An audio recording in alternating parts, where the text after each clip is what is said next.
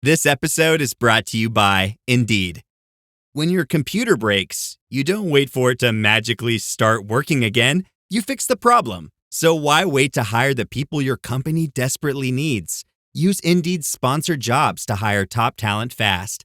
And even better, you only pay for results. There's no need to wait. Speed up your hiring with a $75 sponsored job credit at Indeed.com/podcast. Terms and conditions apply. After Zoomies at the dog park, it's time for Drive Up at Target.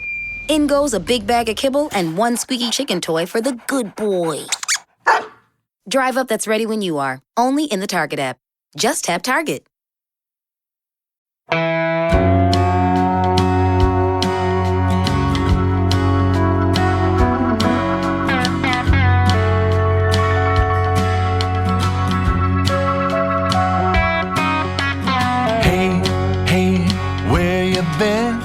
Buckeye Talk is about to begin.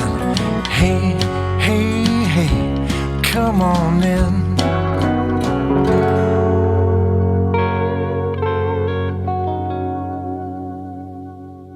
Welcome back to Buckeye Talk. I'm Stephen Means. That's Andrew Gillis, and that is Stefan Krajisnik. It is part 3 of our rewatchable series for this summer as we prepare for Ohio State to open its season against Texas on August 30th. We are running through the 4 other times that Ohio State and Texas have played each other. The first, obviously, in 2005, Texas won that one. And then in 2006, down in Austin, Ohio State won the second one. And now time 3 is where the first of back-to-back times on neutral site fields. It's the Fiesta Bowl in 2009 to close out the 2008 season. Texas is coming into this game at 11-1. They lost one game, and they felt like they should have been playing in the national. This Texas team, Andrew, and I'm pointing out Andrew directly because we continue to have these conversations away from microphones about why the BCS era was stupid. This 2008 Texas team is why the BCS era was stupid, because they had one slip up in the middle of the season where they lost the game by literally 6 points to Texas Tech. And now their season is essentially just kind of over after that, unless a bunch of dominoes fall their way. They don't. They end up being number 3 in the rankings that year. They don't get to go play in the national championship game because Oklahoma gets to do that. Meanwhile, Ohio State side of things. No. This is we're not having this conversation. No, there was a different. You missed the biggest point. What's the big point? Texas beat Oklahoma, and Oklahoma played in the national championship game with 1 loss. Right. So you know what would have helped this? A playoff. Or just not having insane rules for the Big 12.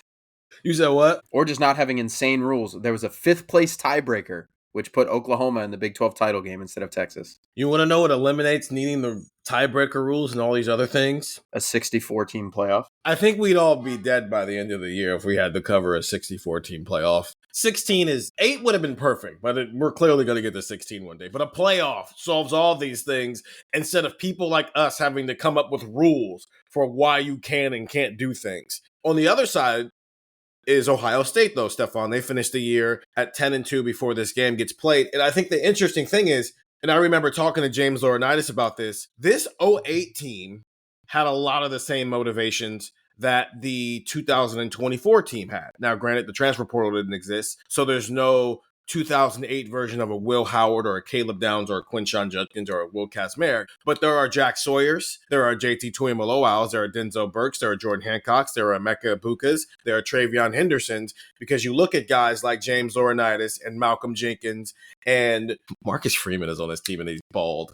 Marcus Freeman, that whole senior class who chose to put off the NFL, because if you remember, it's back-to-back years of getting to the national championship game and losing to SEC schools. They lose to Florida in 2006. They lose to LSU in 2007. And I've got some things I want to say about that, because I think the SEC rise and the South's rise in general, I think it's Ohio State's fault, and I'll get to that later on in this podcast. But they had the same aspirations 2024 did. And the difference is when Ohio State in 2024 loses to Oregon and Michigan in the regular season, it doesn't ruin their chances of going and competing for a national championship. But when the 2008 team loses to USC 35-3, a West Coast team on the road, and they lose to Penn State historical rival 13-6, it's over. They're just done. So again, you want to know what would have solved all these issues? A playoff. Yeah, it really is. The parallels are fascinating. Like on the road against the number one team in the country. Granted, in 2008, Ohio State got blown out. That's 35-3, the final score. So it wasn't as close as the Oregon game. But then a 13-6 loss at home against Penn State is eerily similar to the same loss you had against Michigan in 2024. And that 2008 Michigan was just horrific. So it's like Penn State can replace them in this conversation, although that Penn State team was ranked number 3, so a little bit better than 2024 Michigan. The parallels are uncanny, and maybe this 10-2 Ohio State team would have made a run in a 12-team college football playoff. Oh, you mean the parallels are they went out west and their defense couldn't get stops, and then they played a team who was a traditional Big Ten power and they couldn't score? Yeah, USC scored 35, Oregon I think scored 32, and then Penn State scored 13, and Michigan I think scored, what was it, 13-10, the final score of the Yes. Yeah, so it's literally the same thing. It is eerily similar. And even this Texas game, Ohio State lost, but it was 24-21, and 28-14 was the final in the Cotton Bowl. So we almost got 21-14 at Jack Sawyer, run 80 yards instead of 83. So yeah, there's some funny parallels to 2008 and 2024. I guess the way that those seasons are remembered just because of what college football looks like. So Ohio State ends up losing this game 24-21. And a couple of things that got pointed out to me just off the rip. Ohio State had only allowed 10 passing touchdowns coming into this game. So that secondary was pretty good, which, again, we'll get into later on here because I don't think Texas maximized itself the way it should have for the way they were throwing the ball around. But that's the main thing is Ohio State had a quality defense, and yet Texas was still able to move the ball, which gets into our who owned the game category. Is there an Ohio State player, Andrew, that you can give this to, or is this only a Texas person can win this award, given the way this game played out? I had an Ohio State player. Okay. I had Beanie Wells. Okay. Beanie was awesome. He had 12 carries for 95 yards at halftime, 117 total yards.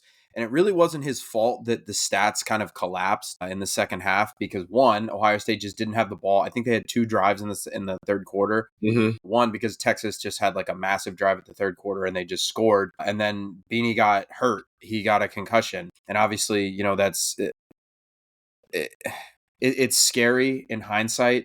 He's been dealing with some health problems. And I remember he talked about a brain injury that he had. So I remember I had totally forgotten that Beanie Wells had a concussion in this game, and that's why he had to leave because, I cheated. I looked at the box score beforehand, and I was like, Beanie Wells, 16 carries, 106 yards, 1 catch for 21 yards. He's torching Texas in the first half. What the heck happened in the second half? So I kind of knew that I was like, oh, Texas just shut him down, and then it just kind of jogged my memory that he got a concussion, and I'm not going to say that if he was in the game, Ohio State wins, but Texas could not stop him. And the reason I had who won this game for Beanie Wells and not somebody else was, one, Colt McCoy threw for 414 yards, and I'm going to be real, it kind of didn't feel like it. Like, it kind of didn't feel like a 414 game. And Beanie got hurt. He said he couldn't see straight, and he had already racked up that great stat line through pretty much a half. Ohio State had no passing attack or no consistent passing attack. They did not have an ability to do anything through the air with any modicum of consistency. And the fact that Texas was just able to key on Beanie Wells and he was still able to do that, I thought was really impressive. So yeah, I think you look at the box score and you can say, oh, it was this Texas receiver. Oh, it was Colt McCoy. Oh, it was this. Oh, it was that. Beanie Wells, I thought, was unbelievable, especially considering. It's the second time in 3 years that Ohio State lost their best player in a bowl game scenario and then had to drastically change their game plan because nobody else, they just didn't trust any of the other running backs. So they just kind of turned Terrell Pryor into an athlete in this situation. Stefan, did you choose an Ohio State player or did you go Texas? Yeah, I had Beanie on the list. I actually went with a Texas player. I went with Quan Cosby. I thought he was the one who dominated. I thought Colt McCoy played a great game. He threw for over 400 yards, so I totally get why you would say him. He also, so shout out Mike Leach. I got to cover Mike Leach at Mississippi State, and he actually brought up that 2008 win against Texas very often, unprompted. That is a win with Michael Crabtree getting the game-winning touchdown in the final second. Like, he was always very proud of that. when it was announced that like Texas and Oklahoma were joining the SEC, and it was like, ooh, what are those teams going to add to the SEC? Mike Leach, while at Mississippi State, was like, I don't know. I always beat Texas, so I don't care. Like, let them join the SEC. So, but something happened in that loss to Texas Tech where I guess Texas decided they were going to start throwing it 60 times too. Like, hey, it worked for Mike Leach in the air raid, so let's try doing that. And they threw it. Well, let's see here. What was it? 48 times. 58 times. I mean, shout out to Colt McCoy. He completed 70% of his passes. So, like, it's not like he was slinging around and not completing it. Like, he was taking care of business. But I went with Quan Cosby because in the biggest moments when someone had to make a play for that Texas offense, they threw it his way and he made plays. 171 receiving yards, 2 touchdowns, the game-winning touchdown, which I'm sure we'll talk about throughout this podcast. But as good as that Ohio State secondary was, they were struggling to slow him down. And a lot of times on third downs and just big situations, he's the guy they went to. So as good as Colt McCoy played, I think Quan Cosby was the guy that was you could not slow him down. In the same way that they couldn't slow down Beanie Wells when he was healthy, Ohio State could not slow down Cosby. I feel like, hear me out, there's some parallels with Colt McCoy and CJ Stroud earlier in their careers. I don't think he played well in 2006 when Ohio State came to Austin, Texas. But then you also remember that's his second ever game as a starting quarterback, coming off of replacing Vince Young, who had just won a national title and was this all-class, all-world athlete, right? And so he's having to follow that. Okay, CJ Stroud 2021, he's having to replace all-class, all-world athlete Justin Fields, who had just gotten to a national championship game. And his second start was a home game against a highly ranked non-conference opponent in Oregon. And he didn't always look great. He wasn't the reason they lost, but he also didn't ultimately help them win. And I felt a lot of things were similar between Colt McCoy and that Ohio State game in 2006. And so 2 years later, he gets another crack at it. And he's a very different quarterback by now. 34 touchdown passes that year, 8 interceptions that year. I mean, his second year was disgusting. 22 touchdowns, 18 interceptions. He took some significant leaps back. But in 2008, he finished his second in the Heisman Trophy voting. He's a very different quarterback the next time around. And this, for me, almost feels very CJ Stroud against Georgia. Now, not as impressive because CJ is a better quarterback, but the idea of Colt McCoy is a much better quarterback when he faces Ohio State this time around than he was the first time he had to do it. What if CJ would have gotten back on the field with Oregon in 2022? I mean, heck, what if CJ Stroud is still in Columbus for whatever reason in 2024, and now he's a fourth year starting quarterback going up against Oregon out in Eugene? Is that game different? Maybe, but Colt McCoy got another crack at Ohio State, and I thought he was much better. He completed almost 77% of his passes that year. I didn't go with a player. I agree, Stefan, that Quan Cosby of the two wide receivers was the better wide receiver. Obviously, 14 catches for 171 yards and 2 touchdowns. Hey, do you guys know that Jordan Shipley and Colt McCoy were roommates? I was gonna I had it on the thing. Yeah. Remember how I said I like to give myself like notes so I remember it? I put, God, I had to hear about McCoy and Jordan Shipley as roommates again and how their dads are roommate. Kill me. All I ever heard about was that they were roommates. I felt like I was watching the Cotton Bowl again, and they kept telling me Jack Sawyer and Quinn Ewers were roommates for 6 months. Okay, cool. They were friends. Great, thanks. Great. Okay, yes, football players live with other football players. What a shocking revelation. Well, no, don't you know that their dads were friends and teammates? And it's the most unique they've been thing buddies ever. forever and a day. They did that with Oregon too when Bo Nix and Tez Johnson were both there at the same time. It's like, okay, we get it. They live together. We get it. We get it. Athletes hang out with other athletes. We get it. Everybody, that's birds of a feather flock together. We get it. It doesn't have to be a thing every time Jordan Shipley catches the ball. It doesn't have to be a thing. But whatever. I did not go with a player. I went with Texas offensive coordinator Greg Davis. I thought this game plan was chef's kiss. Was it always executed to a T? No. That's why when you look at Colt McCoy and it's like, oh, wow, he threw for 414 yards. Yes, he also averaged 7.1 yards per attempt, and he only had 2 touchdowns, and he threw a pick. Like, it's both, right? High yardage because you threw the ball almost 60 times. But that also means you weren't – Texas should have won this game by more points, in my opinion, and they didn't. But I think the overall game plan, Greg Davis, who had won the Broyles Award the year before that when Texas won the national championship, I just feel like they just tempo. I don't think Ohio State's defense was prepared to run that many plays. I also And that's a Leach thing. That's a Leach thing, though, Stefan, of like spread them out, air raid it, and just go. We're not slowing down for nothing. I agree with you. I feel like Greg Davis went and just watched the Mike Leach film from the Texas Tech game and said, "Oh, we hated that." You know who's really going to hate that? The team from the Midwest who plays bully ball for 4 months. This was a coaching mismatch. Yes. Let me rephrase that. I don't think it was not a mismatch in the sense of like there's a 5-star receiver against a 3-star corner. Jim Tressel was a very good coach. That's not what I'm trying to say. But the Ohio State staff was outcoached, is what I'm trying to say, like strongly in this game.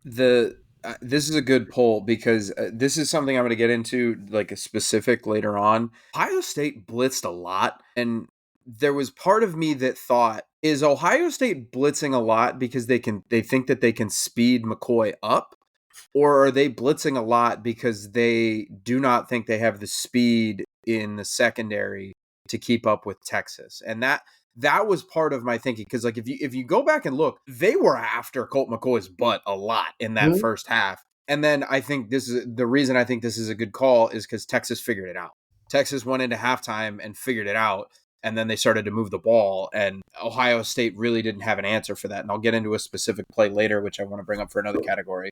But I think this is a good poll just for that reason, because it wasn't just, oh, hey, we had a great game plan. It was an adjustment period, I think, too, where Texas needed some coaching up, where Ohio State was sending 5, was sending 6 a lot, and Colt McCoy was under duress, and they tried to hit him and hit him and hit him, and they did a really good job of it. But then once Texas figured it out, Ohio State just didn't have a counterpunch. Well, I think – go ahead.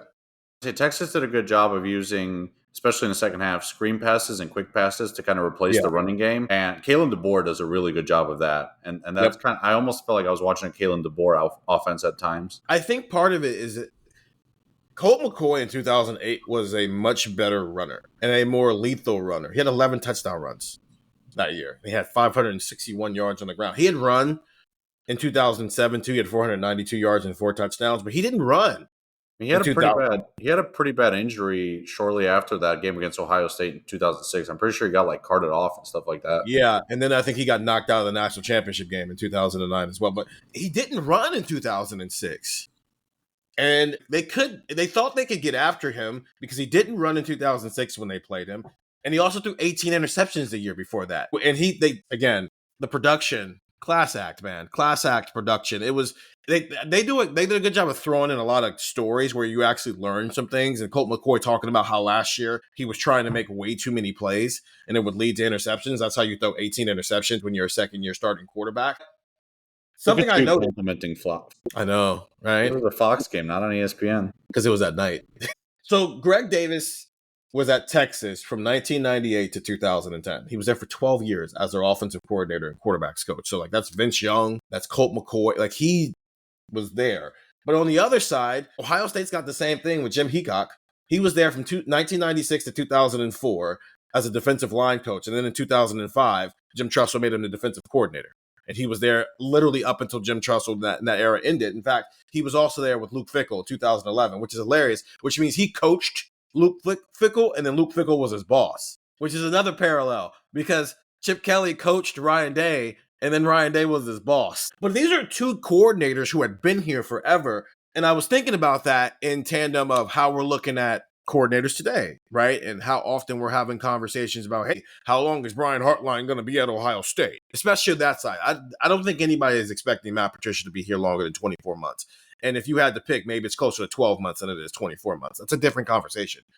Jim Heacock from 1996 to 2011 was an Ohio State assistant coach. I'm not saying that Brian Hartline has to be at Ohio State for 15 years, but he's going on year 7. So I don't know, it's 4 more years of Brian Hartline, an unrealistic expectation. So I just thought about that because I think sometimes when the coordinators are really good, we kind of push back on continuity in college football sometimes because you think that programs like this should be a revolving door. And sometimes it should be. Not everybody needs to be in your program for 10 years because then you get stale. And maybe that was part of the problem here is Ohio State started to get stale with how they ran things. But it's okay if a coordinator wants to stick around for 5 or 6 years. Kirby Smart did it at Alabama, and now he's at Georgia. Brent Venables did it at Clemson, and now he's at Oklahoma. Is that going well?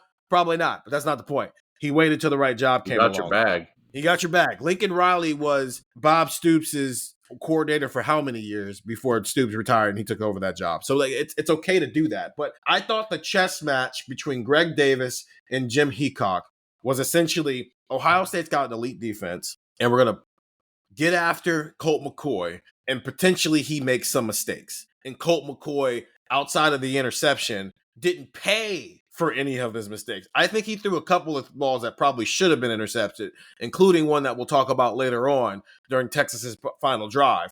But they didn't make Colt McCoy pay for his mistakes, while Greg Davis made Jim Heacock in this defense pay for not getting set time and time again. So kudos to Greg Davis. Most underappreciated player, Stefan. Yeah, if Ohio State had won, I think we'd be talking about Anderson Russell a bit more. Yes. Interception, 2 passes defended, forced fumble. He was balling out. I concur. Andrew? Yeah, so I had 2 different answers because I don't know if one of these guys qualifies. Like, he wasn't the best player on the offense, so I put Rubisky, but he was also their leading receiver. So if you want to include him, that's fine. I was like, a guy goes over 100 yards. Can you really be underappreciated in that regard? So I wasn't sure. I also had Marcus Freeman on the list, funny enough. I thought Marcus Freeman had a really good game defensively. It felt like every time the announcers were bringing up Ohio State's defense, it was either Marcus Freeman was either like on the picture or like right around the play or making a tackle. I believe he had 9 tackles in this game. I thought Marcus Freeman was really, really good defensively. And like, this is something we can get into next. Like, Ohio State's run defense was incredible. And if you want to give that credit to the linebackers and the defensive line, I got no problem with that. But Freeman was a huge part of that. I thought Freeman had a really good game too. So I wrote down an offensive and a defensive guy just because I wrote down Rubisky first, and I was like, I did have that great catch in the beginning of the 4th quarter on a not great throw from Beckman. I don't know if I want to include him. We'll see. So I put down 2 names just in case one of those guys, we want to say that guy didn't qualify. So we're going to have like 7 different quarterback conversations. Mm-hmm. I don't want to have the why is Jim Tressel doing what he did the last time he lost to Texas thing with the quarterbacks yet. We can save that because I know Stefan said he had like 4 things in the questionable coaching moments. I'm assuming that is one of the things on the list. I have like 9 questionable moment things, and like 4 of them are quarterback things. It's questionable in a different sense than how the 2005 questionable one was. Yes. Because I didn't hate using both quarterbacks in this game as much as I hated using both quarterbacks in the other game. I didn't hate what they were doing with one of the quarterbacks. I hated the fact that they were playing 2 quarterbacks. But let's save that. Brian Rubisky is, I think, the biggest victim for what happened with Ohio State's quarterback situation this year overall. And so I'm glad you brought him up, Andrew. He's mine. He was 5 for 116 in today's game. In 2005, he gets here. He has 1 catch for 13 yards as a freshman. In 2006, in a secondary role, 29 catches for 383 yards and 5 touchdowns as wide receiver 3. And I think in last week when we were talking about Anthony Gonzalez, it was very like Carnell Tate. And if you give him more opportunity, this is what he can do. And that's what he did in the 2006 game. Brian Rubisky, Andrew, for me in 2006 was the equivalent to what Julian Fleming was in 2022 and 2023 as the wide receiver 3, where there is like, at that point in his career, there was a gap in between where he was and where the top 2 wide receivers were. You were playing with 2 first-round draft picks, and you are a guy who was good, who could probably take advantage of some opportunities. But if you're the 3rd best receiver, that says something about your wide receiver core versus if you were the 2nd or 1st best receiver at that point in Brian Rubisky's career. They said this during the broadcast, and this is how far Ohio State fans you have come in the last, almost 2 decades. Quote, they don't have a receiver in the top 95 in catches nationally. Right. They don't have a receiver in the top 95. But I do not think it's because they didn't have receivers who were good enough to do that. 100%. I think that's totally fair. That's the point I was making last week. I think there is a difference between somebody being good and somebody being productive. And sometimes productive can be a result of the scheme you play in. Brian Rubisky in 2007 broke out. 55 catches for 935 yards and 11 touchdowns. Like, he broke out with Todd Beckman as a starting quarterback, and they got to the national championship game in 2007 for the 2nd straight year because they had Todd Beckman, who was old. Like, we talk about quarterbacks now who are like, you're in year 6. Why are you still here? I remember when I was a kid, them talking about Todd Beckman had like red shirted and gray shirted during his career here. He had been here so long. And they got this old dude playing quarterback, and Brian Rubisky broke out. So then the next year, you get Terrell Pryor in here as one of the best players in the country. And he's in a situation where his ceiling is too high where you got to have a role for him. And so 4 games into the season, Todd Beckman starts the year. And then you go to Terrell Pryor, who I wrote this down. I don't think Jim Tressel always trusted Terrell Pryor and his arm and his decision making.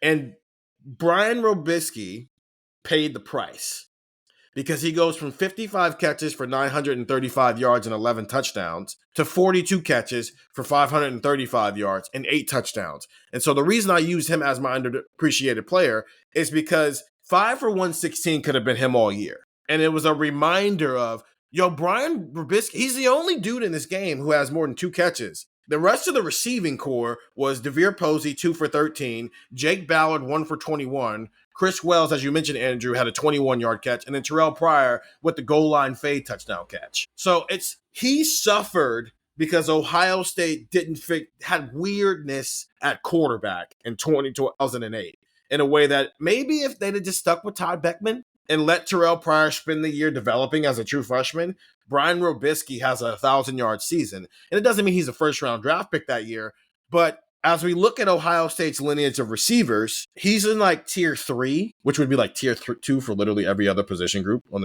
this program. But he's a tier 3 receiver in the history of Ohio State receivers. When I think if he has normal quarterback play in 2008, so he has a 900-yard season and then like another 900 or 1,000-yard season, maybe he's in a tier 2 conversation where we view him like we view like a Mecca Ibuka, Jackson Smith-Njigba, Chris Olave as guys of like, man, those guys are awesome if they're your second best receiver in a given year at Ohio State. Times have changed. Okay.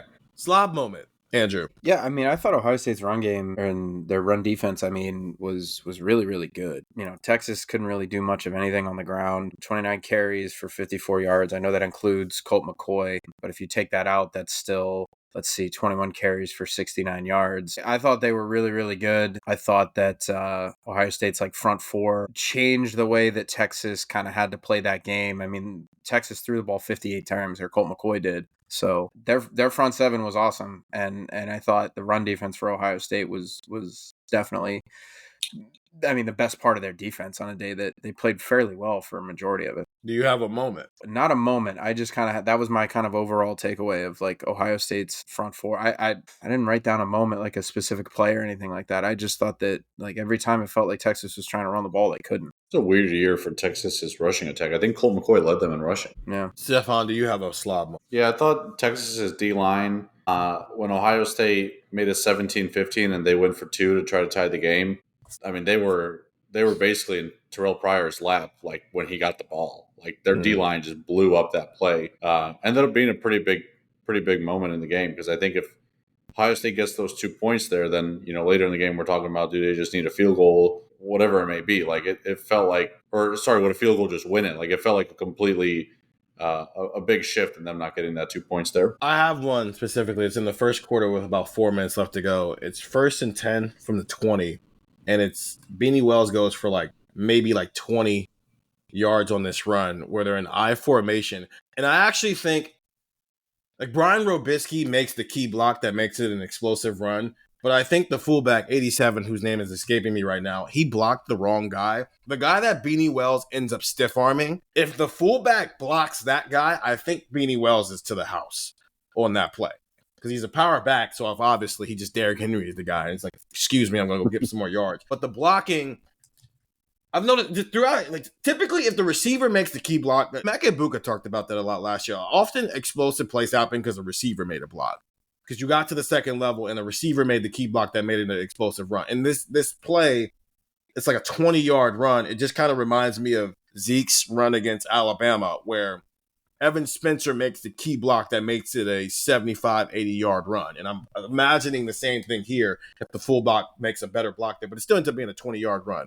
Stefan, where'd he come from? A guy that maybe wasn't necessarily on the radar that maybe exploded in this game, or a guy who literally came out of nowhere and made a play. So I wrote down kind of both examples. Nathan Williams had a tackle for loss on a 3rd and long in the third quarter, where I was just where'd he come from? And I think a lot of his statistics and things of that nature back that up. Colt McCoy's spin move for his first touchdown, I was I literally said, where did that come from? And I was like, I should probably write that down. Colt McCoy, like you said, like he ended up having a decent like rushing presence in the 2008 season. So it's like him rushing for a touchdown wasn't surprising, but when he pulled out the spin move, I was like, whoa, that was unexpected. It's also like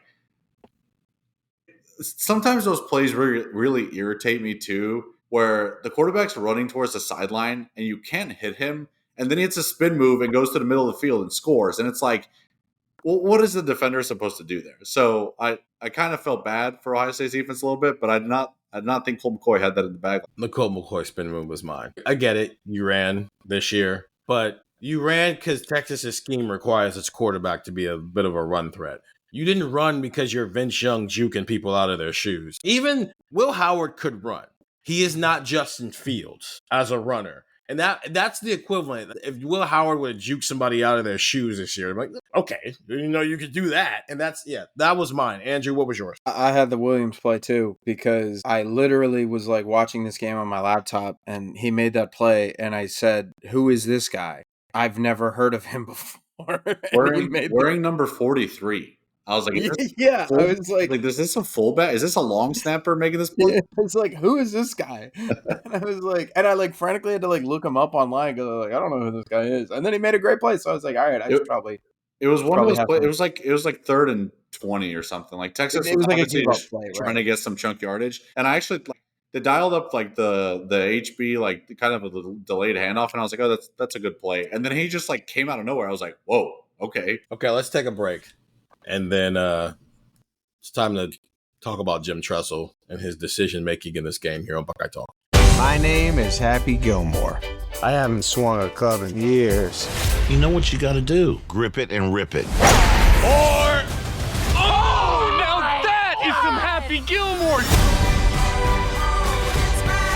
Everyone is talking about the comeback kid, Happy Gilmore. Happy Knee. Yeah, baby. Gilmore 2, only on Netflix July 25th. Rated PG-13, may be inappropriate for children under 13. 9 años pidiendo el Snack Wrap. Aquí tienes tu Snack Wrap. ¿Tú quieres un Snack Wrap? Toma tu Snack Wrap. ¿Tú también? Toma un Snack Wrap. Snack Wrap, Snack Wrap, Snack Wrap. Volvió el Snack Wrap. Ba-da-ba-ba-ba.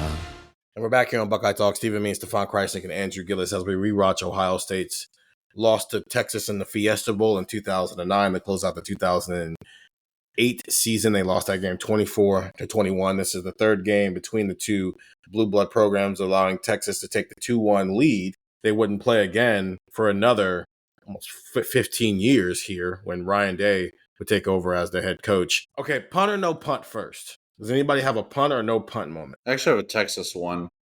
Okay. It was first quarter, they're down 3-0, 4th and 2 in Ohio State territory. They punt, and it's a touchback. It was like a net gain of like 18 yards. Yes. What do we do? Yes. They also had they had that extreme like rugby style punter, and I was like, what did you think? Like, he was going to boot it, and it was going to roll. Like, what did you think was going to happen with that punt other than 18 yards? Like, it was stupid. I'll give him a little bit of grace because I think the rugby style punting was still kind of fresh and new in college football at that time. But still, yes. Why are you punting? What do we? Mac Brown and Jim Tressel are just treasures as college football coaches. Here's the problem. Both of them have national championships, so you can only question them but so much. And I think that's part of the problem is that they have national championships. So like there's a benefit of a doubt that's built in. Andrew, did you have one? Yeah, I thought that the early field goal attempt on 4th and 2 at the end of the first quarter was pretty insane. They kicked 2 51-yard field goals in the first quarter. One of them was, I believe, was like 4th and 15. So like, okay, I'm okay. I'm okay with that. You know, you're at the 33. You don't want to punt it. Sure.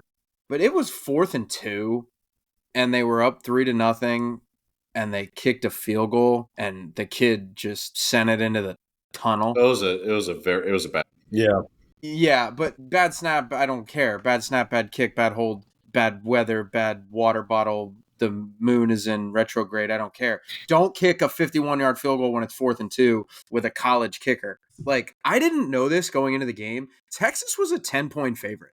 Texas was 10-point favorites. And frankly, as I said, as we talked kind of briefly alluded to at the jump, probably should not have been in this game, probably should have been in the national championship game. And Ohio State was the underdog in this scenario. It's 3-0. You're running the ball all over Texas, and it's 4th and 2, and you kick a 51-yard field goal. I mean, I agree. Overall, Arching, you should not have kicked the field goal. At the same time, Tressel kept the 50-yard field goal booter in his bag. You know, this is in the Day era. Part of the issue was in 2023, Andrew, when they kicked that field goal, it was like you had no proof that this kid could make these field goals. Yeah. You had At least it was in the warm weather at home. But even then, it's the Jim Tressel era kept the field goal kickers coming. Like you had Nugent, obviously, is his own level of this. Yeah. But Petrie had made some of these before. He made one a couple of minutes earlier. Right. So there is a level of benefit of the doubt that you can give Tressel about kicking the 50-yard field goals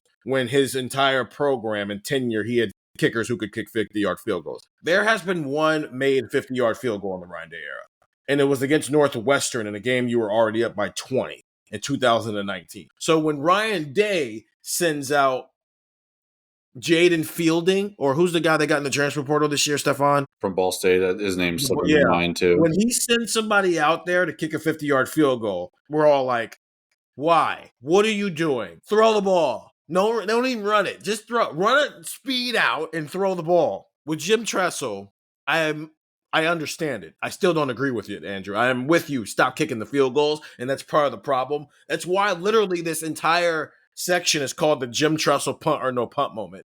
Because he's always, I don't know. It's 4th and 2. Let's send out the specialist. And we're going to get into why I think right now as to why that was stupid. And there's a specific reason why that was stupid. Yes. The whole kicking situation was, I had to find an article about it. I think the Columbus Dispatch had an article about it that I found where it was like, this guy kicks the 36+ yard field goals, and this guy kicks the shorter field goals. And it made sense because I think it was Petrie in the 2006 game who missed the chip shot, right? It was. So obviously he couldn't. And then Ryan Pretorius, the South African rugby player who they got to kick the short field goals, like it worked. Their kicking numbers were actually pretty impressive in the 2008 season. Reading about that, I was like, there's no way this worked. And I saw the stats and I was like, I think they combined to go like 22 of 27 or something like that. And I was like, okay. I'm going to skip ahead real quick because I feel like then 3 of the 4 sections that we have left before we take another break kind of play into each other a little bit. So I want to do the if he bites, he'll bite as a pup. Obviously Terrell Pryor because he's a true freshman. Cam Hayward also playing in this game. All pro. I mean, and he had a pretty solid game as being a part of the rotation there. He only had 1 tackle, but like Cam Hayward's playing in this game. And I don't know if there's anybody else other than those two from a young perspective, but you've got 5-star quarterback who has a meaningful role, and you got a future all-pro defensive end / defensive tackle, and Mr. Pittsburgh Steeler himself playing in this game. Any other people? Earl Thomas was a freshman safety for Texas. I know. Yeah, Earl Thomas. Yeah, there were a couple of plays like early on where I completely forgot that this was the Earl Thomas time at Texas. Like the announcer goes, "Earl Thomas." Look at the tackle. And I was like, that guy looked really fast. Yeah. And who the devil was that? And I was like, oh, that's the Earl Thomas. No wonder he's playing as a redshirt freshman. Legion of Boom. And when they kept talking about, I don't know, Texas is playing these 2 young safeties. And we've come so far in college football from the world of, I don't know, Earl Thomas, redshirt freshman. We're not sure. He didn't have any experience. And now it's like, hey, is Devin Sanchez going to start against Texas? Like, we've come so far from that world. And now freshmen who are good is just a normal part of things. Shout out to Trevor Lawrence and Tua and Garrett Wilson and the alien from South Florida. And Caleb Downs. Caleb Downs. Caleb Downs is probably the best comp here. Yeah, he literally is Caleb Downs. Actually, no, Caleb Downs was a true freshman. So even Caleb Downs is like a step above. It's true, yeah. It's part of the reason that's opened the door is obviously Tim Tebow winning the Heisman as a redshirt freshman, and then Johnny Manziel and Jameis all doing it at the same time. Do you think we ever see a true freshman win the Heisman Trophy? It would not surprise. Well, it wouldn't surprise me. You just have to be a quarterback. And what happened with JJ last year is proof of why it has to be a quarterback. Is it? This is maybe not the platform to say this. It's not insane to say if Bryce Underwood is as good as advertised and Michigan makes a run this year, he could be in the high. I'm not predicting he's going to, but I don't think it's asinine to say he could be in the conversation. No, that's the example that I was going to say because I think you have to have that situation. Like, is it possible that you have a true freshman start at Syracuse? Yeah. But do you know how good that dude at Syracuse is going to have to be to win the Heisman Trophy? Like, you need a situation like the Michigan situation where there's a superstar, maybe like 5-star in the making, who's going to quarterback a team who's already really good or already has the potential to be really good. And you need the right circumstance, and the stars need to align in a very specific. Okay, yeah, let's put a pin in that, because that's just not where my mental is right now. Okay, let's get into the questionable moments. And it starts from the first snap when Terrell Pryor is lined up out wide and Todd Beckman is the starting quarterback and he throws a bomb down the field. Terrell Pryor ends the day 5 of 13 for 66 yards, while Todd Beckman is 5 of 12 for 110 yards and 1 touchdown. Why are we doing this again? Like, what are we doing? The player that Terrell Pryor was, like, I didn't so much hate that they had 2 QBs playing as much as I hated, like, it just felt like the wrong situation all the time. Like, it was like, no, this is the Beckman situation. No, this is the Terrell Pryor situation. Like, I'll kind of start backwards. So Texas scores that late touchdown and they go up 3, and because of an excessive celebration, they have to kick off from like their own 10-yard line. So, which, by the way, in that moment, I was like, man, if they had Ted Ginn Jr., like, they might win this game right here. But Ohio State returns like near midfield. There's 11 seconds left. Like, you need one chunk play to get yourself in a field goal range, and you have a timeout in your pocket. They might have had multiple timeouts. That I didn't like. The scorebook didn't have timeouts on it. I didn't like that.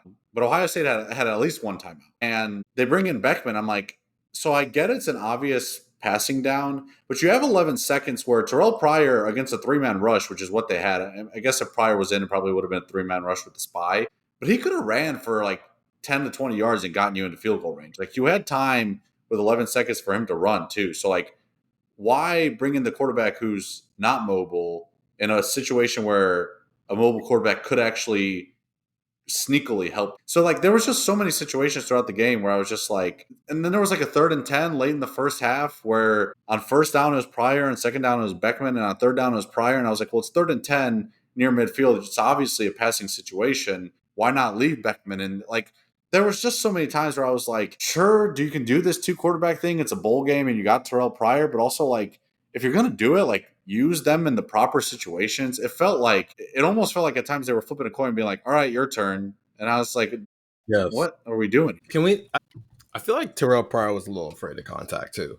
And they kept pointing it out that he was hopping out of bounds on scrambles much earlier than he could have. He was like right before the first down marker. Like, the announcer was like, I think he stepped out again before he got the first. Yeah. And it was noticeable because it kept putting him in like 3rd and 1 and 4th and 1 situations because of how he was doing that. And I get it. You're a freshman. And even if you are 6'6", 215, like, you're still a freshman. Okay, let's do this real quick. What a fade route. But it was awesome. It was awesome. We'll look at that. The ball was in the air for 30 minutes. So bad.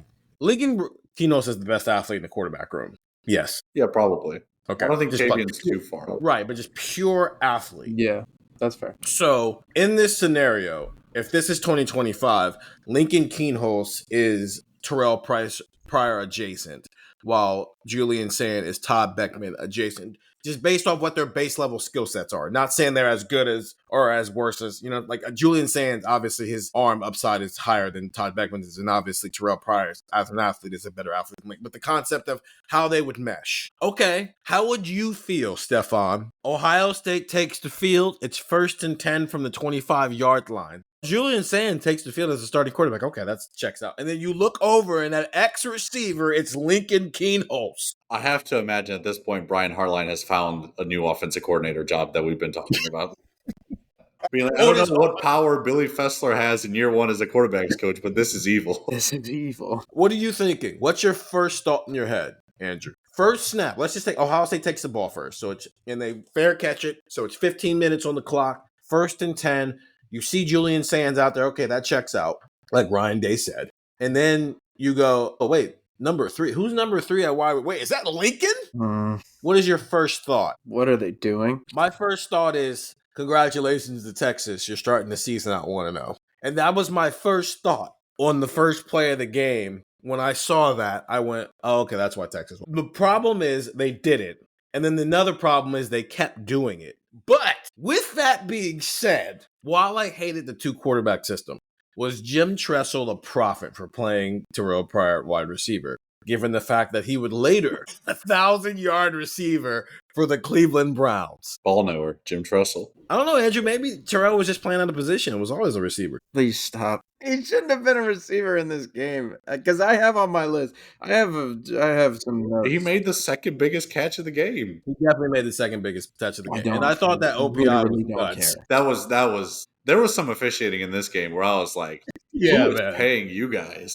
Like, dude, let them play football, man. It's a goal line fade. Of course they're going to be grabbing each other. Was it Gibson who had 2 roughing the passers? Yes. The second one where they're showing the replay and it's like, this was helmet to helmet, and they showed the replay. The broadcast was like, no, it wasn't actually. Not even like, close.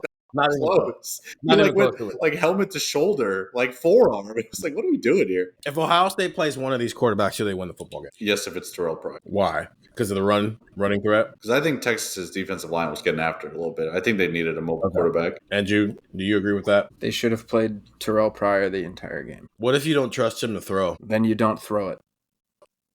I'm sorry. Like Texas, I'll put it like this.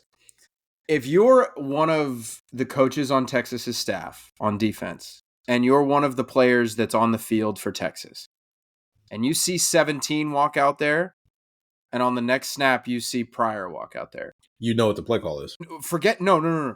Know what the play call is. What do you want? What would you prefer? If you're a linebacker, defensive lineman, corner at Texas, and you see Pryor and Beckman lining up in the huddle, like when they do that big huddle where there's like 30 people like waiting for the play call coming out of a TV timeout, which guy do you want to walk out there and take the snap?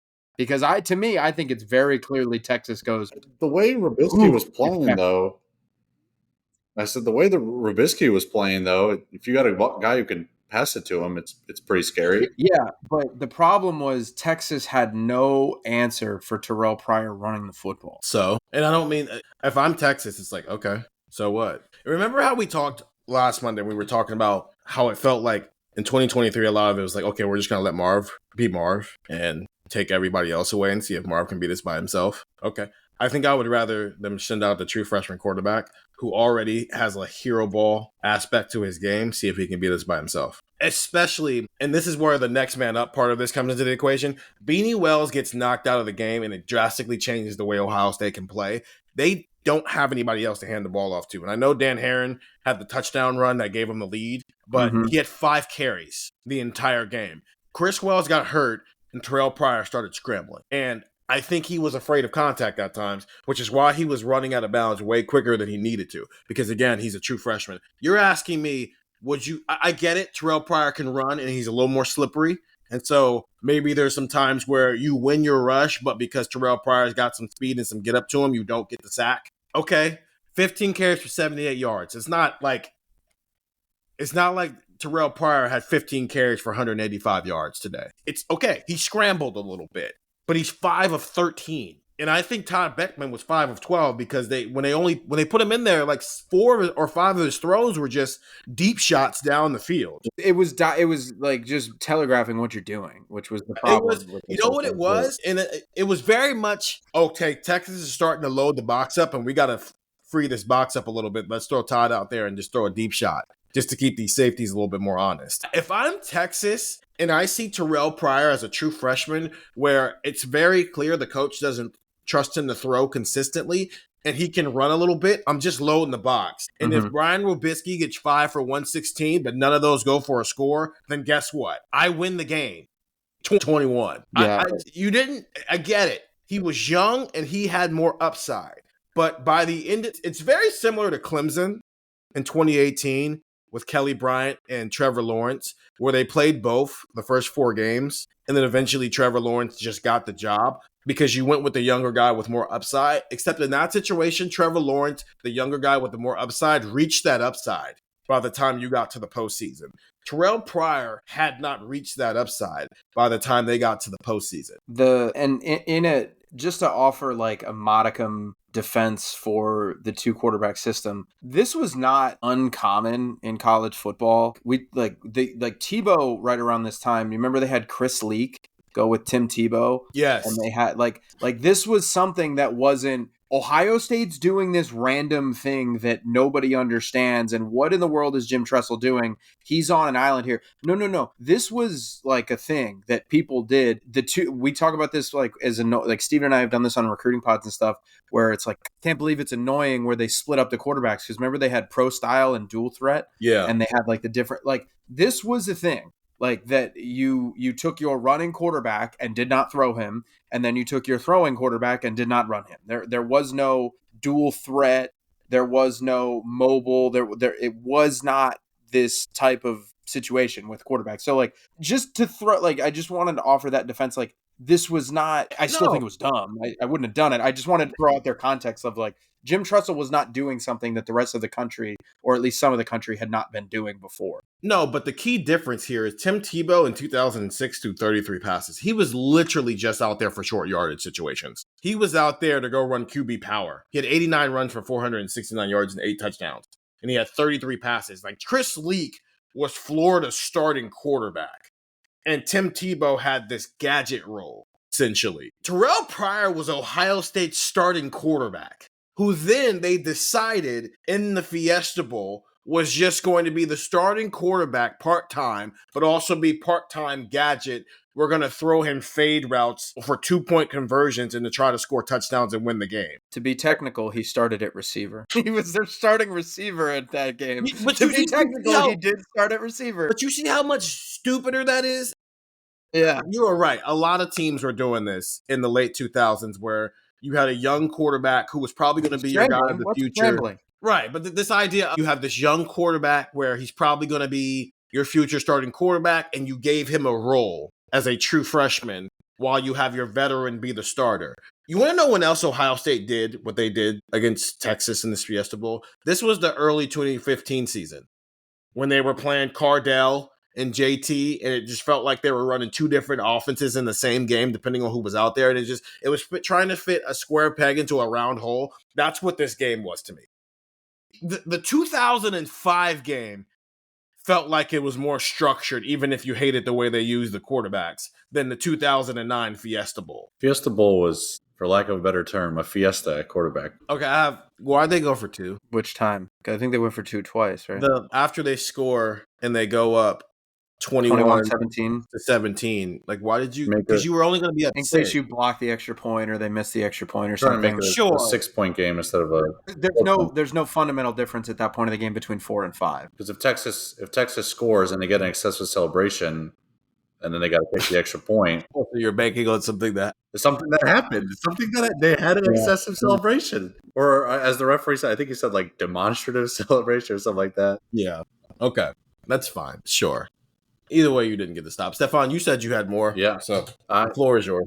Well, a basic one, like when this happens, as much as it happens, I think you kind of have to point to coaching. Both teams, a lot of pre-snap penalties, especially Ohio State. Never lined up. Like false starts, neutral zone, offsides. Like it got to a point where I was just like, I mean, you have to, like, the coaches didn't have these guys prepared for tempo. Like the end of the first half was kind of weird. Like Ohio State was aggressive, and we complimented them for doing that in 2006, and I like that they were doing it in the Fiesta Bowl. But like they were having a ton of success running it, and then they had that situation that I mentioned with Pryor, where it was like 1st and 10, Pryor throws, the Beckman comes in and throws, and then Pryor throws again, and I'm like, you had a minute left, you're on Texas territory, and you got 2 or 3 timeouts in your pocket. Like you can keep running, like you were running all over them, like you can keep running the ball. So I thought that was kind of weird. I liked the aggression. I didn't like the play calling once they got into Texas territory. Let's see what I wrote down here. Oh yeah, the thing before the Hail Mary, like you could have had Pryor in the game, and if nothing else, he can run and get you a decent Hail Mary shot. Like he might not get you into field goal range, but like Beckman was having to throw a Hail Mary from like the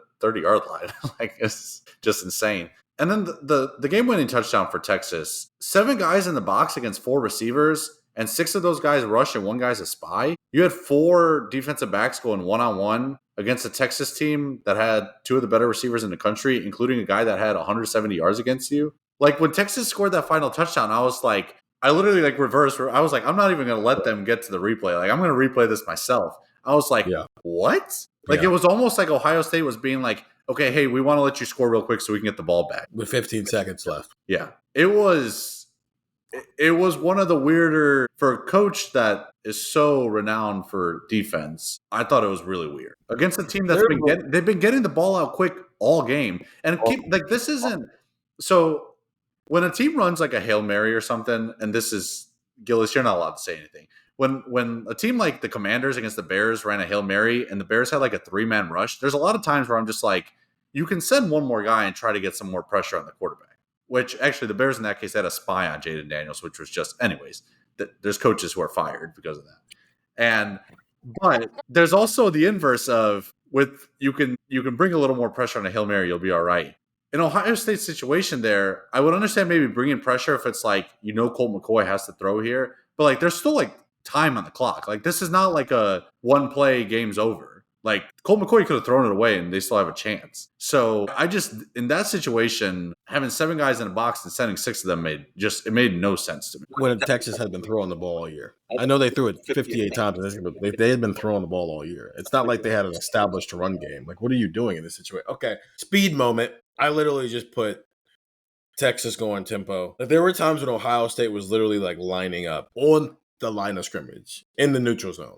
Just lining up in the neutral zone. Yeah, it was literally like standing in the neutral zone. There was one play late in the game where the broadcast was like, they're standing in the neutral zone, like not even lined up, like they're just standing there.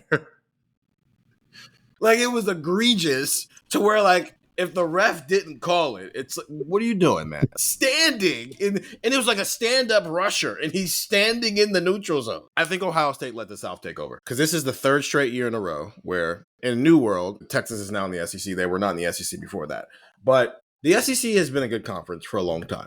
Did anybody think that the SEC was bar none the best college conference in college football before Florida wiped the floor with Ohio State in the national championship game? Probably not. Okay. I think Oklahoma was still also really, really relevant. So, like, the Big 12 had a decent presence. And, I mean, yeah, right. Texas was obviously good during these years, too. There was a level of, like, okay, every conference kind of has their guys, right? USC was still really good. Right. You got Ohio State and Michigan and Penn State and the Big Ten. It just felt more, the ACC's got, like, Miami and Florida State. It felt a little bit more well-rounded. And then Ohio State lost 41-14. Mm-hmm.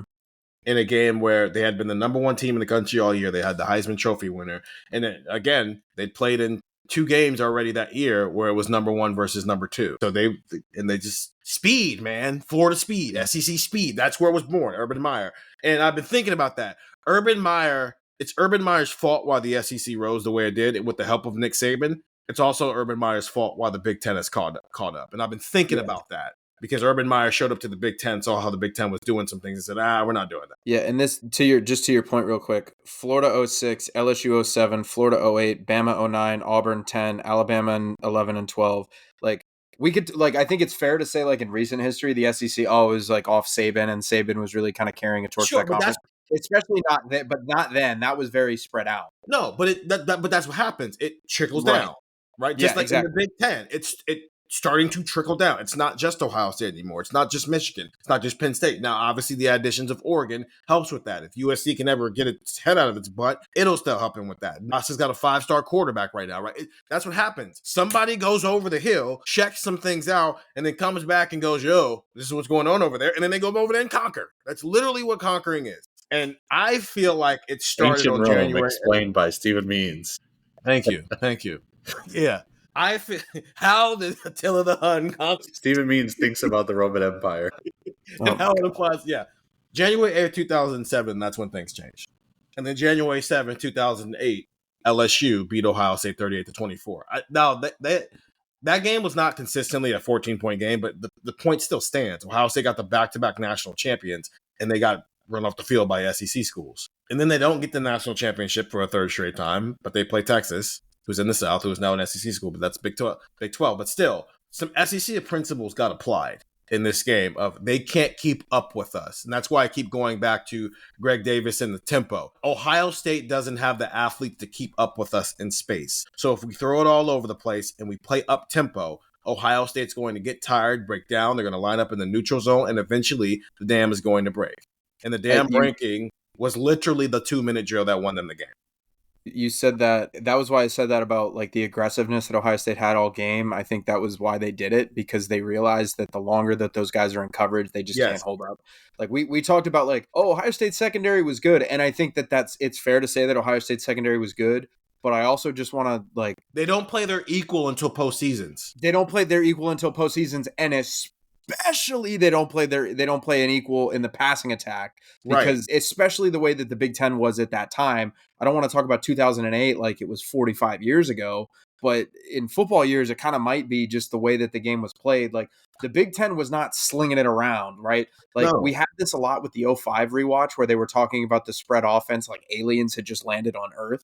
But in this game, it was much more of they run up tempo and, that's a problem. And this is the problem with the spread. And then they just kind of left it alone. So it had felt like in a few years span, I thought this was pretty interesting that we went from here's this brand new offense. It's like when they do the alley-oop in semi-pro.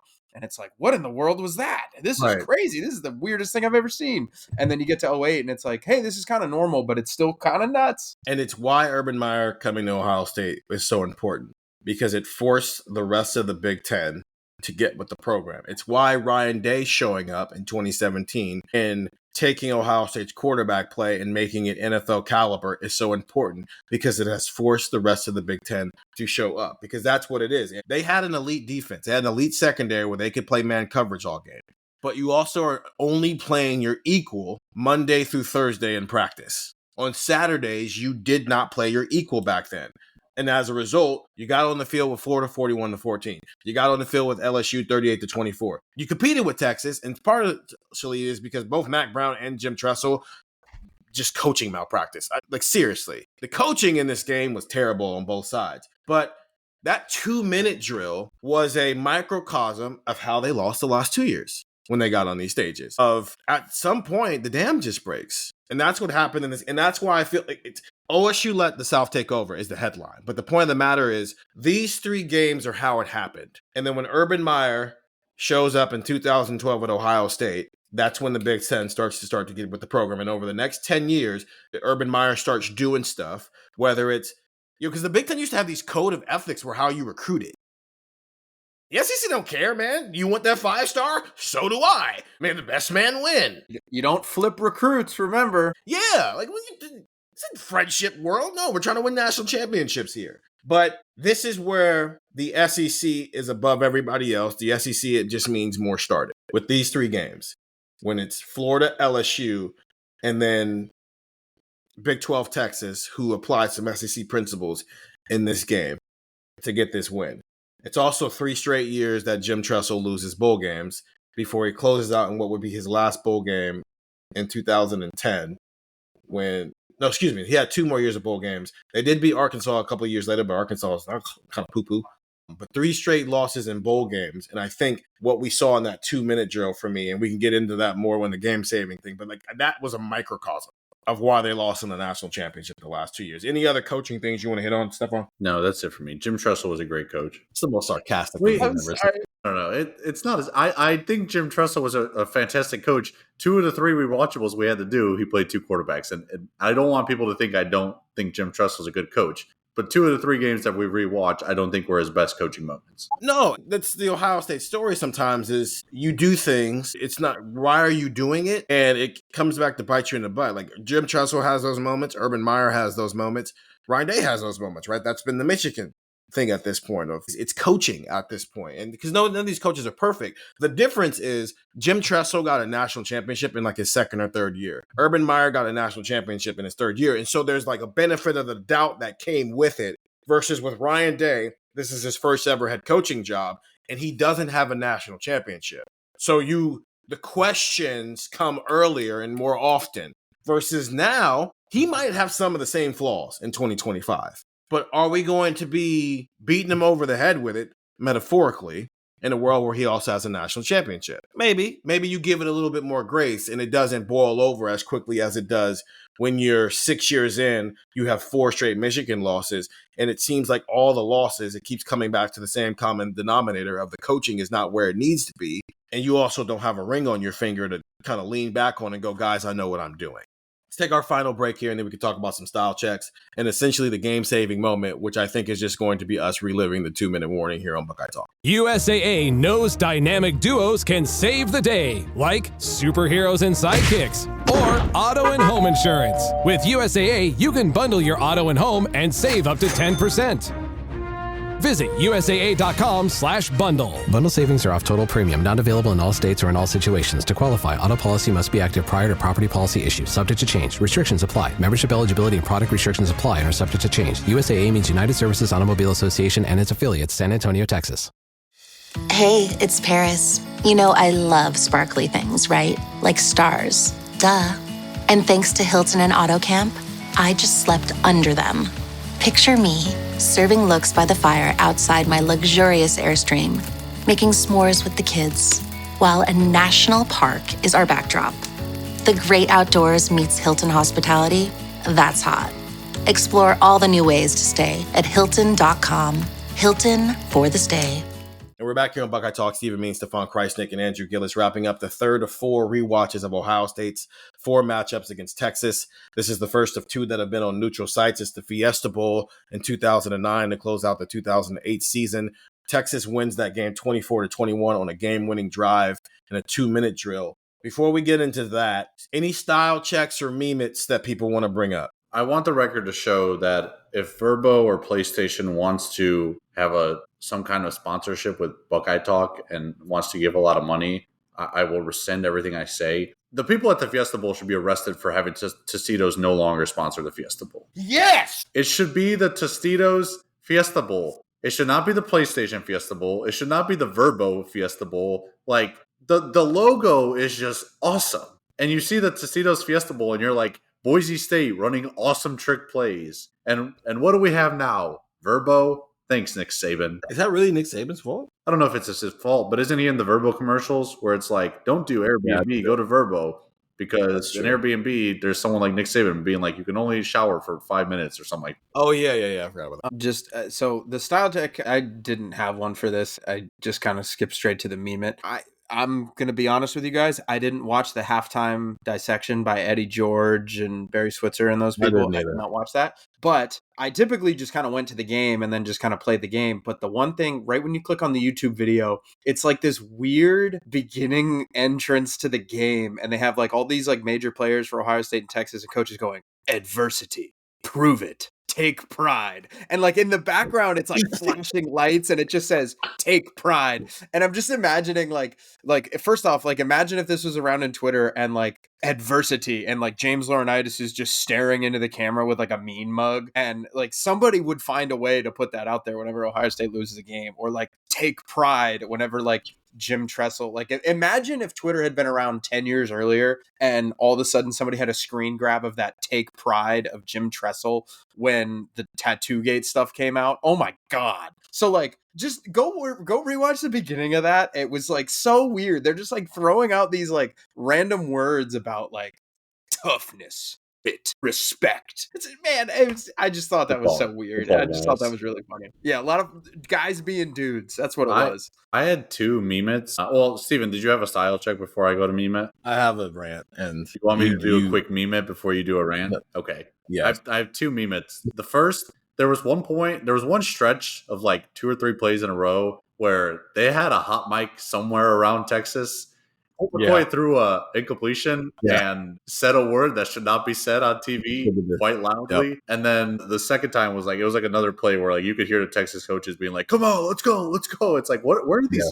What is this hot mic? The second meme that I had was after Texas scored their final touchdown, the camera like awkwardly pans to an Ohio State fan and she's like not happy, but she knows the camera's on her. So she's like trying not to smirk. It was so awkward. If you know who that woman is, like, I hope she's doing okay because that was so painfully awkward to watch. She also had some like wild earrings on. It's the birth of the fan reaction when things like that happen, and I loved it so much. Okay. The surrendered Cobra. I think the FedEx Orange Bowl needs to return. I don't know what FedEx as a company needs to do, but you need to take that back from Capital One because we need to get that orange back in the logo. That orange with the face on it. I'll tell you right now, Capital One's not leaving NCAA sponsored events anytime soon. No, and neither is Verbo. So this is a rant for the sake of ranting. So I've covered the Fiesta Bowl. I've covered Cotton Bowl, I've covered Sugar Bowl, and I've covered what's the one in Atlanta, the Chick-fil-A Bowl? That's not the Chick-fil-A Peach Bowl. Bowl. Peach Bowl, yes. Covered the Rose It's Bowl the as well. Chick-fil-A, and I've covered the Rose Bowl. The only New Year's Six Bowl I have not directly covered to this point is the Orange Bowl. I covered the national championship game from 2020 in Miami, but that was not technically the Rose Bowl because if you remember, I think at some point in the BCS era, they stopped attaching a bowl game to the national championship and they separated them. It might have been the year after the Florida Ohio State one, in fact, if I'm remembering correctly. I might be wrong about that. But that's the only, I have not directly covered an Orange Bowl, but I've covered a bowl game in Miami. I was very disappointed to find out when I went to the Fiesta Bowl in 2019. First of all, I love the Fiesta Bowl. I want you two to experience the Fiesta Bowl. And they know the beat talks about the Fiesta Bowl like it's God's gift to earth. And the reason so funny because we just covered a Rose Bowl and everybody's like talking about the Rose Bowl as the mecca of college football. And they're like, no, okay, sports writers. Yeah, from a covering a sporting event, yes, it's the Rose Bowl because you got the sunset, the mountains, all that stuff. That it looks like heaven when you get to the actual game. The Fiesta Bowl, from a standpoint of like just user experience in terms of like operating and getting around, that is the best one because you're on a resort essentially, and you're a Camelback resort. If it's still there, you're on a resort, and your hotel is essentially like a condo, and everything is in walking distance and whatnot. It's from a covering a football game. Yes, Andrew, you are 100% right. It's going to be the Rose Bowl. It's never not going to be the Rose Bowl, but also, we had to sit on a bus for an hour and a half to get to the Rose Bowl and get back from the Rose. You know what I'm saying? Like a user experience standpoint, the Rose Bowl is not ideal because it's still LA traffic. We're talking about us right now. Yeah, we're talking about what's easy for us. Nobody actually cares about these problems. It's just it's work problems, not experience problems. The Fiesta Bowl is the best one. I did not know that back in 2016, it was no longer the Tostinos Fiesta Bowl. I did not realize that PlayStation had taken over in 2016 when I went. And I love Tostinos. I love those chips. And that sponsorship lasted from 1996 to January 2014. And so when it came out that Ohio State and Clemson were going to be going to the Fiesta Bowl, I was super excited because I was going to have all the chips in the world. I was super excited. And then they start sending out, all the emails we get, and I'm seeing a PlayStation logo. And I'm like, wait, a PlayStation Fiesta? What are we talking about here? It's the Tostinos. And my friend, my best friend that I was living with at the time, we were roommates at the time, and I was having this problem. And he's like, yeah, dude, it stopped being a Tostinos Fiesta Bowl like 3 years ago. And I was like, I was genuinely heartbroken. Like, I almost cried in our living room. And he looked at me like I was crazy. I just wanted some chips, man. But then I started thinking, I'm going to get a free PlayStation out of this. No, we didn't get a free PlayStation out of it. We didn't. Did you get a backpack? No, we got a quarters in. That's actually pretty sweet. Yeah, we got quarters in. I appreciate any and all media gifts, especially if all four of them are the same. Yeah, again, these are journalist problems. These are not real people problems. But let's just kind of diversify the gifts a little bit. No, we did not get PlayStations. We didn't even get a PlayStation game. But at the media day, we got to talk to players while they were playing PlayStation, which actually might be pretty cool now since there's a college football video game out and you can a story of JJ and I played college football 26 against each other and neither one of us were allowed to pick Ohio State. That would be a fun story. But that's my rant. The Tostinos Fiesta Bowl needs to return and the FedEx Orange Bowl need to return. We got to get back to our roots here. We're losing recipes. Again, this is not a serious problem. This is this is a work hazard problem. Nobody actually cares about this. Game-saving moment. Dan Herron's run should have won the game. Rod Rose could have been a hero on third down when he jumped up but didn't catch the ball. And that's what I mean by I thought Colt McCoy played well, but he definitely had like 4 or 5 passes that should have been interceptions, and that would have been one. And that would have been the game saving. I cannot believe they gave Texas a spot on fourth down. I didn't. No, that was the first down. I didn't. I think it was because the problem was the referee was waiting for the bodies to clear. So he stood like a half a yard behind the sticks, and all the Ohio State players started to go, yeah, because you could hear the hot mic pick it up. Yeah. And then he moved forward a half a yard, and then the coaches lost their bananas because they were like, wait a minute, no, you had him spotted here. So he had the first down. So the ref sucked at his job in that moment. No, I don't think the ref sucked at his job. I think the ref was just waiting for people to move so he could go to where the spot was. I've never seen that before. Really? They not to my knowledge, I've never seen. And granted, we now live in a world where they review everything, so it doesn't really matter.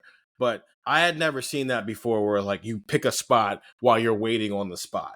Typically, they just kind of mark it. So I understand why Ohio State is like excited because the way he is standing as if like this is where we're at. This isn't like I'm waiting for people to clear. It's like, no, this is the spot I'm marking. Did you still disagree with it after watching the replay? No, not after watching the replay. Yeah. They got it right, Steven. It was genuinely maybe the one thing the officials got right that afternoon. Yeah, but they got the hopes up of everybody not rooting for Texas. That was the Ohio State. But that to me, but that play. Ohio State in the mid 2000s never benefited from a decent, favorable spot, though, right? Listen, no program ever has ever been treated well by the rest ever. But I think that play is the game-saving moment. Because, like, what do you do after that? Like, you got to stop for 4 straight plays just to let it go to review, and they give them the first down. That's deflating as a D. And you're talking about Andrew.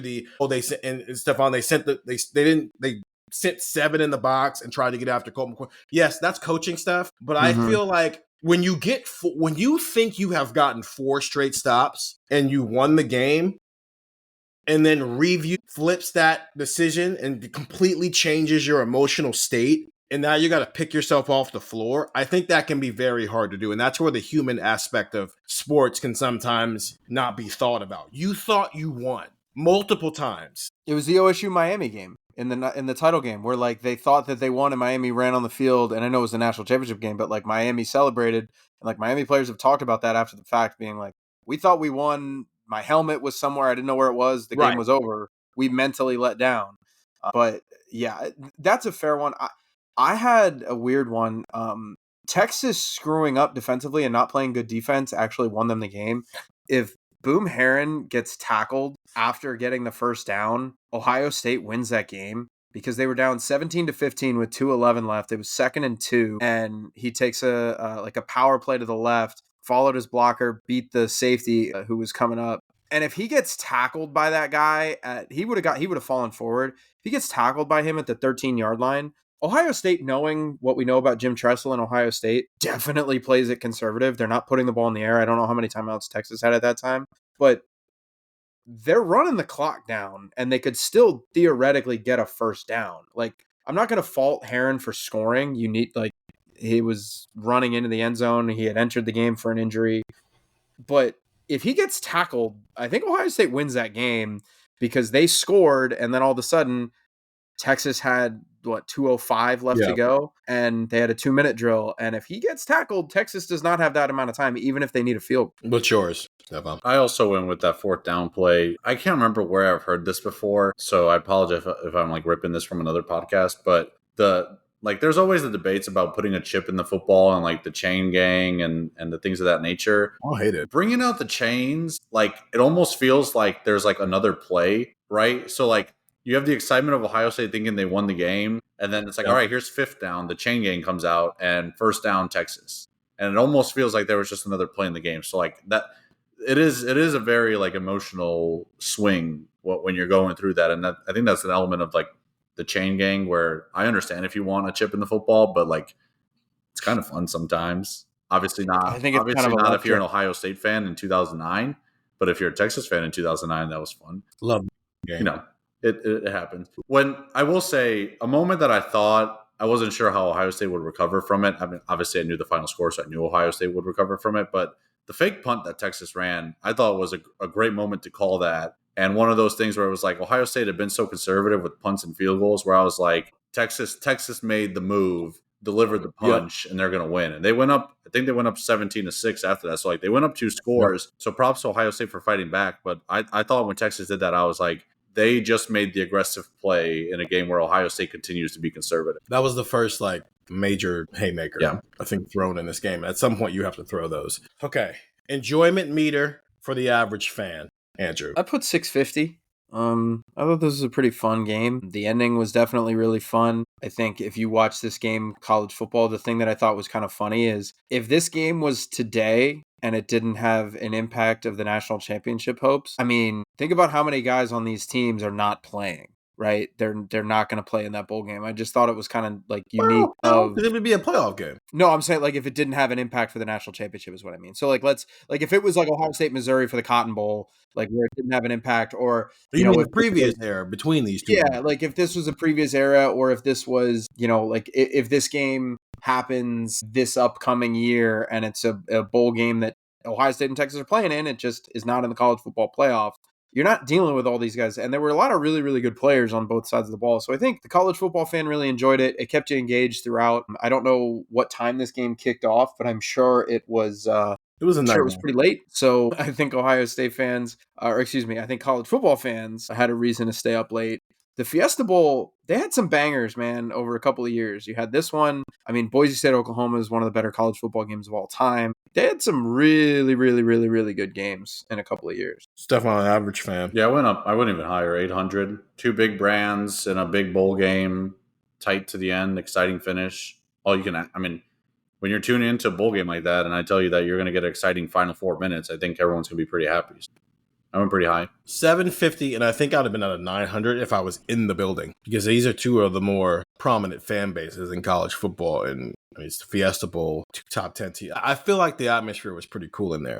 Ohio State perspective, I gave it 100 out of 1,000. And here's why. Partially because of what I mentioned earlier. You'd lost in the national championship game 2 years in a row, and a lot of these roster came back because they wanted to right that ship. They wanted to get over that hump.